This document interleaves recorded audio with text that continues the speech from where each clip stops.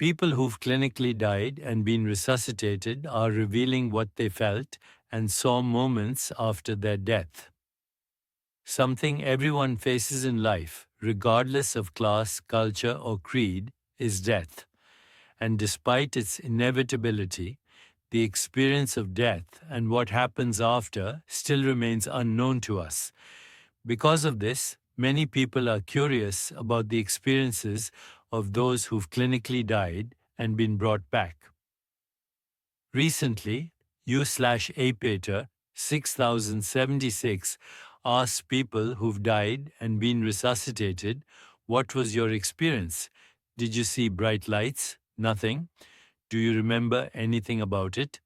In response, people described how they died and what their experience was like. 1. A very warm blackness. It wasn't cold or scary, but very calm and serene. It was the best nap I've ever had. 5 out of 5 stars. I'm not in a hurry to do it again, but certainly not scared to die when the time comes. Now, the heart surgery I had after being resuscitated, that was painful and awful.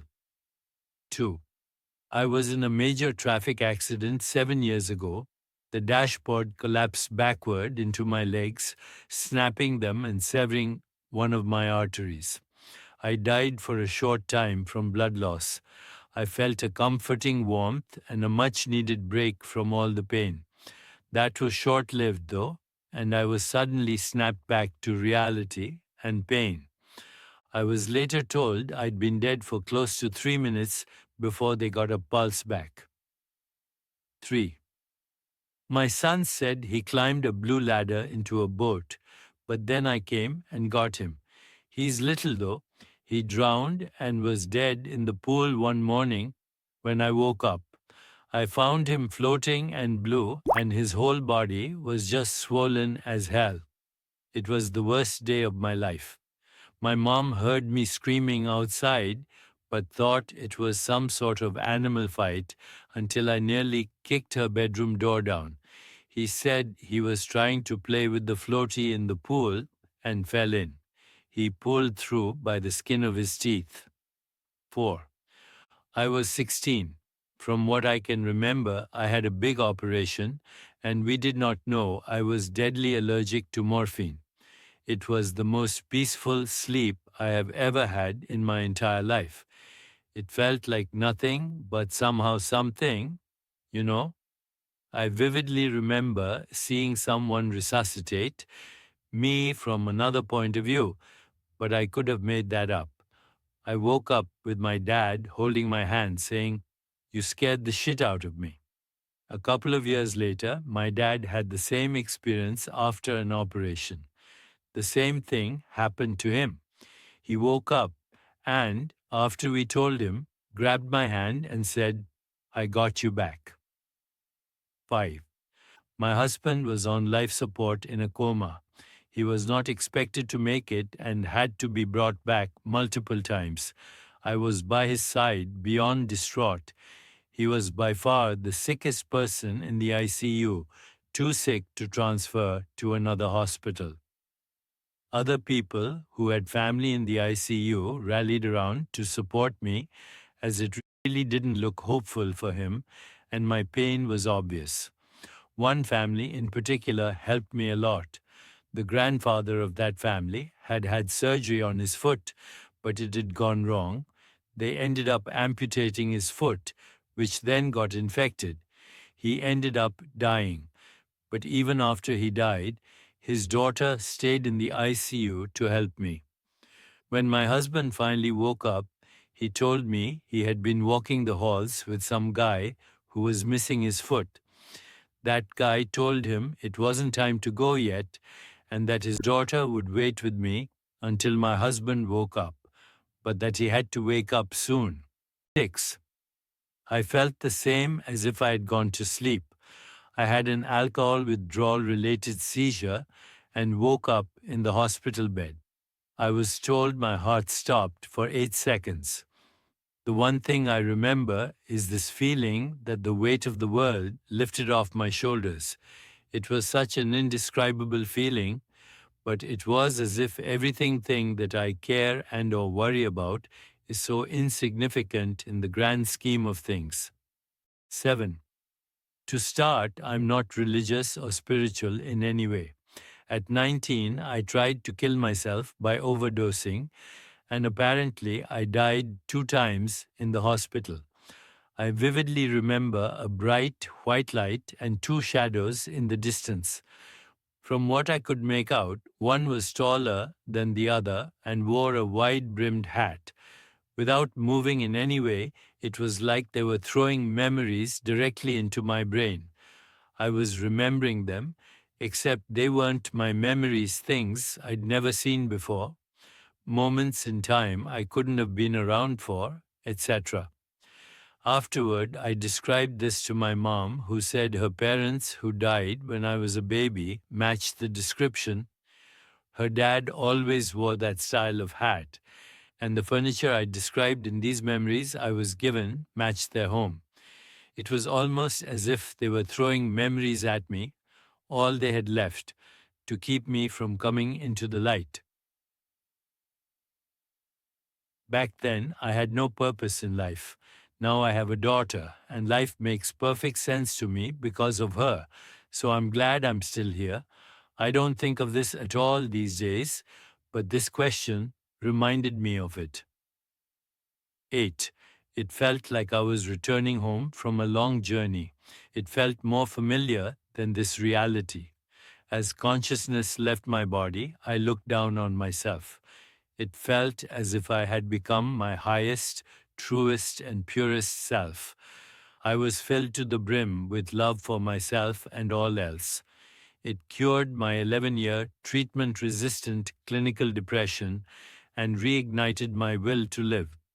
During the experience, I asked myself how I got there, referring to the dead me in the chair. I then instantaneously saw my life flash before my eyes. I saw how I had become depressed and the stories that I believed and adhered to that kept me in that dark place. I also felt as if I had the choice to return or not. As soon as I said yes, I woke up transformed. 9.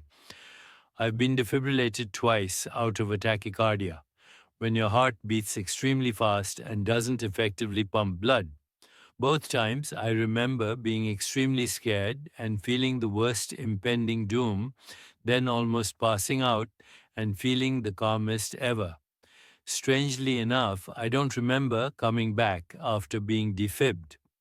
I had a lot of PTSD from the event, and I honestly wonder if my brain just erased that part. 10. I had a blocked artery from AFib. I basically fell asleep but woke up immediately. I was in the ER. When my mom realized I was awake, she went to hug me but stopped because of the wire in my arm. Instead, she kissed my head and said, "I'm so glad I have you. Lord knows what I'd do if I didn't." She then sat down and asked if I wanted anything. Afterward, a doctor came in to explain everything, and I noticed he was wearing black gloves. I tried to adjust myself, but my elbows dug into the bed, and I sank in as if I fell into the bed.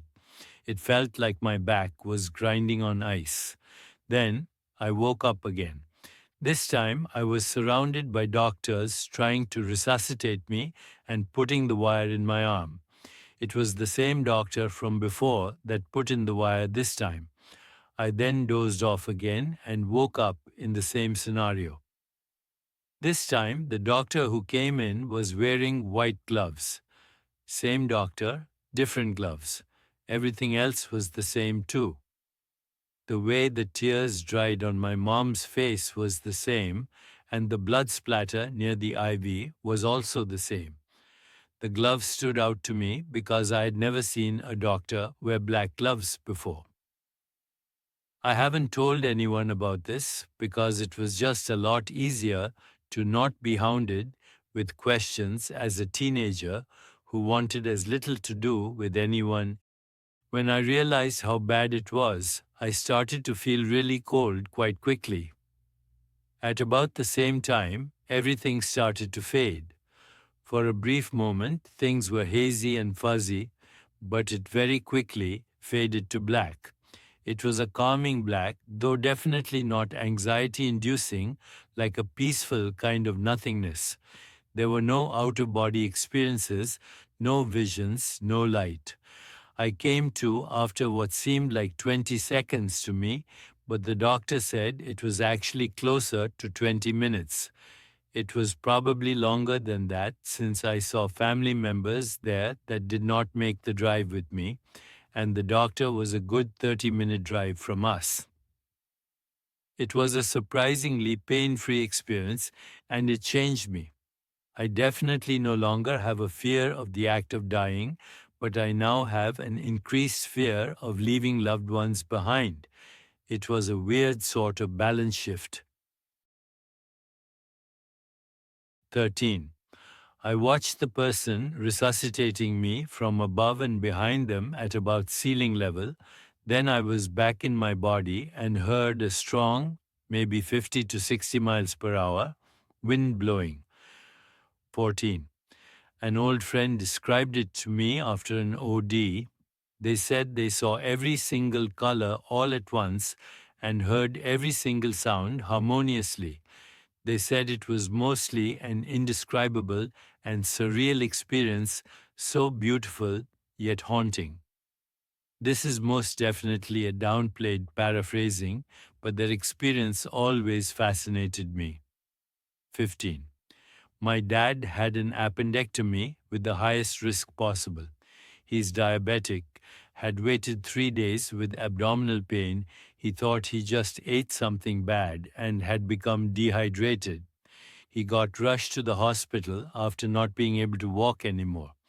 He described it as a dark, warm calm, like submerging yourself in a warm pool that filled every part of your body. He said he slowly felt all worries banished and utterly happy but nostalgic. He also said he could hear the voice of the surgeon calling him to come back and saying, "Don't go," but he felt it was annoying. Once he realized he was dying, he grabbed onto life. He then felt like he was pushed out of the warmness to a cold suffering where he felt pain, anxiety, and a severe nostalgia for what he just experienced. After waking up, he cried and said he really wanted to go, but he gripped strongly to life because he'd miss us, his sons. 16. I was killed in a head on with a semi truck. Reality turned into vibration, and I was sucked out of the back of my skull.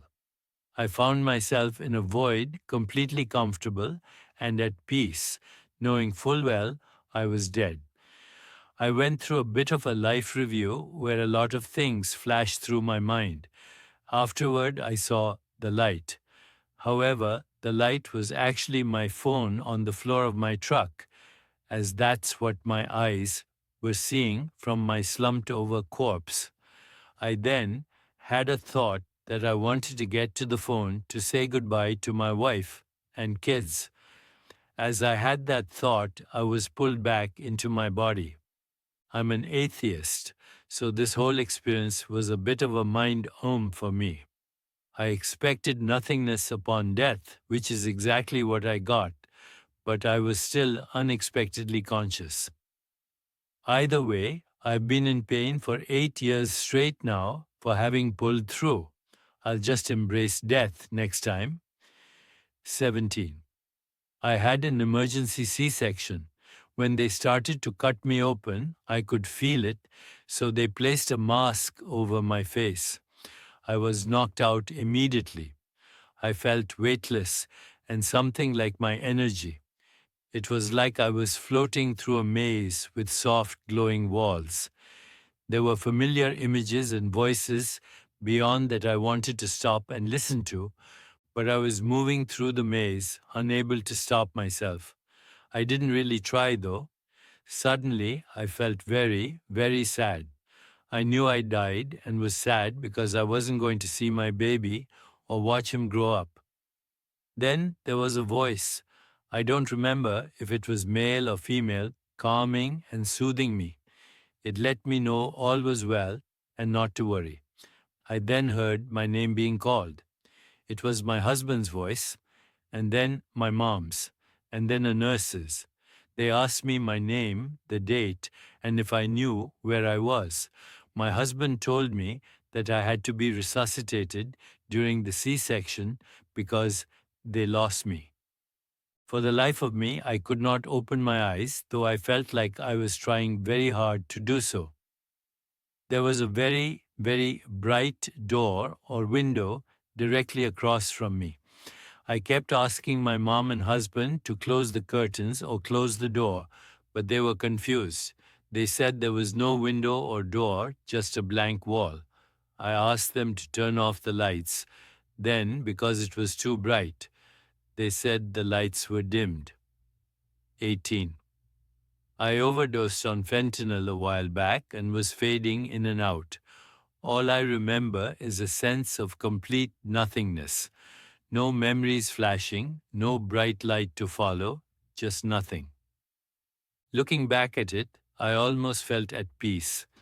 When I woke up right after the overdose, though, I felt sheer panic at the thought of almost dying. 19. I bled to death giving birth to my son. It was a crazy experience. I lost consciousness and remember panic. I lived a life in the time I was gone, a full one, with my children. It was very peaceful and loving, like a warm, happy blanket. I came to with my son at my breast. They were trying to get my uterus to contract by feeding him to reduce the bleeding. It had given up during delivery, and I had pushed him out with sheer will and no contractions because he was stuck and dying.